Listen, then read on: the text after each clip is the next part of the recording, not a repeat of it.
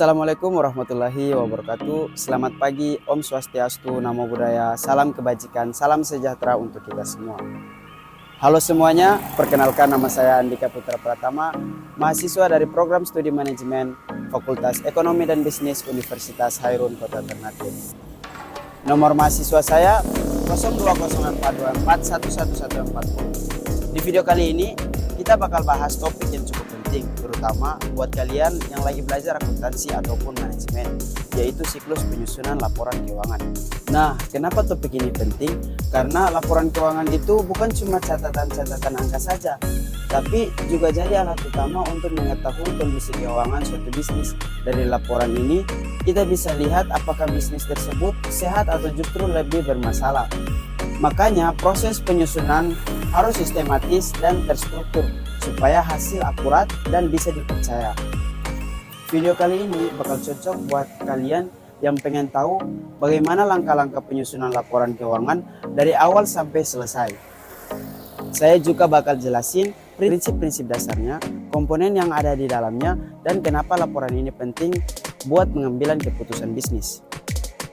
Jadi pastikan tonton sampai habis ya, supaya nggak ada bagian penting yang terlewat. Yuk langsung aja kita masuk ke materinya. Siklus penyusunan laporan keuangan adalah dokumen yang menyajikan informasi mengenai kondisi keuangan dan kinerja suatu perusahaan selama periode tertentu. Proses penyusunan ini melalui beberapa tahapan yang dikenal sebagai siklus akuntansi. Siklus ini penting untuk menghasilkan laporan yang akurat, relevan, dan dapat dipercaya oleh pengguna informasi keuangan. Proses ini dimulai dari pengumpulan data transaksi yang terjadi dalam kegiatan bisnis sehari-hari, serta pencatatan dalam jurnal dan pengelompokan di buku besar, hingga penyusunan laporan keuangan yang final. Hasil akhirnya digunakan oleh manajemen untuk mengambil keputusan, oleh investor untuk menilai kinerja, dan oleh pemerintah untuk kepentingan perpajakan. Ada juga tujuan utama dari laporan keuangan adalah memberikan gambaran yang jelas tentang keuangan perusahaan. Ini mencakup posisi keuangan, hasil usaha, dan arus kas yang terjadi selama periode tertentu.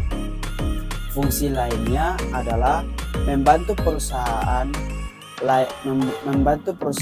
dalam melakukan evaluasi kinerja, pengendalian anggaran, serta merencanakan bisnis ke depannya. Laporan ini juga menjadi alat untuk mempertanggungjawabkan aktivitas keuangan kepada pemegang saham dan pihak eksternal lainnya. Prinsip ini digunakan dalam penyusunan laporan keuangan harus mengikuti standar akuntansi yang berlaku umum. Misalnya, prinsip konsisten mengharuskan metode yang sama digunakan dari tahun ke tahun. Lalu prinsip akural memastikan bahwa transaksi dicatat pada saat terjadi, bukan saat kas diterima atau dibayar, tapi dicatat ketika kas itu diterima. Lalu prinsip kewajaran penutup penyajian, informasi yang akurat dan tidak biasa. Selain itu, prinsip going corner atau mengasumsikan bahwa perusahaan akan terus beroperasi di masa depan, sehingga komponen utama laporan keuangan terdiri dari 4 bagian.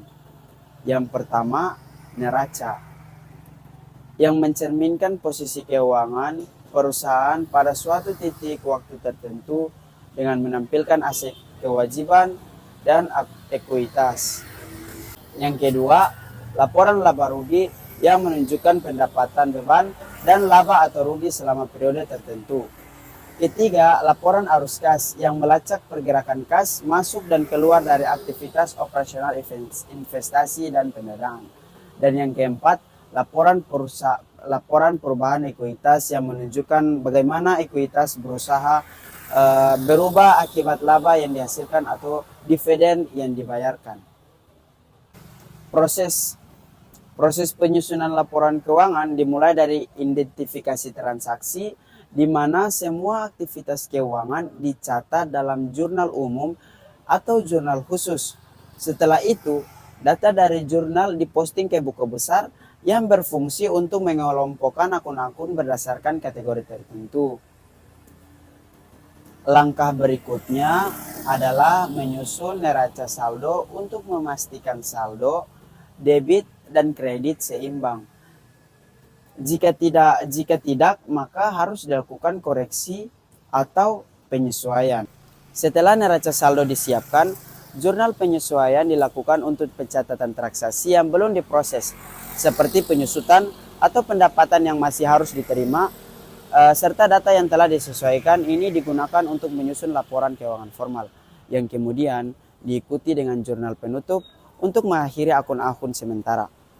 Akhirnya, laporan keuangan disajikan kepada pihak-pihak yang berkepentingan, serta analisis laporan keuangan juga merupakan bagian penting dari siklus ini. Berbagai risiko keuangan dapat digunakan untuk menilai likuiditas, profitabilitas, solvabilitas, dan aktivitas perusahaan. Misalnya, rasio likuiditas mengukur kemampuan membayar kewajiban jangka pendek, sedangkan rasio profitabilitas menilai seberapa efisien perusahaan dalam menghasilkan laba. Selain itu, laporan keuangan yang disusun dengan baik akan membantu perusahaan dalam memenuhi kewajiban perpajakan. Misalnya, laporan laba rugi digunakan sebagai dasar perhitungan pajak penghasilan. Pemerintah juga dapat menggunakan laporan ini untuk mengawasi kepatuhan perusahaan terhadap regulasi yang berlaku. Dalam prakteknya, penyusunan laporan keuangan seringkali melibatkan perangkap lunak akuntansi yang mempercepat proses pencatatan dan pengelolaan data. Namun, pemahaman tentang konsep dasar akuntansi tetap diperlukan untuk memastikan akurasi dan transparansi data yang dihasilkan. Siklus penyusunan laporan keuangan bukan hanya tentang pencatatan angka, tetapi juga menyampaikan informasi-informasi yang memiliki nilai strategis. Sebagai contoh, laporan arus kas bisa digunakan untuk menilai kemampuan perusahaan dalam memenuhi kewajiban utangnya. Sementara itu, laporan laba rugi dapat membantu mengidentifikasi tren, pendapatan, dan beban yang menjadi dasar untuk pengambilan keputusan jangka panjang. Dalam situasi tersebut, laporan keuangan juga digunakan sebagai alat negosiasi. Misalnya, calon investor atau kreditor mungkin akan meminta laporan keuangan sebelum memutuskan untuk menanamkan modal atau pinjaman. Oleh karena itu, penyusunan yang akurat sangat penting untuk membangun kepercayaan dengan pihak eksternal. Laporan keuangan juga mendukung manajemen risiko. Dengan menganalisis data keuangan, perusahaan dapat mengidentifikasi potensi-potensi masalah keuangan, misalnya rasio hutang yang tinggi mungkin mengindikasikan bahwa perusahaan terlalu bergantung pada pinjaman. Dan yang terakhir, pentingnya untuk memahami bahwa laporan keuangan memiliki keterbatasan. Mereka hanya mencerminkan kondisi keuangan pada waktu tertentu dan mungkin tidak mencakup faktor-faktor non-keuangan seperti kepuasan pelanggan atau reputasi merek.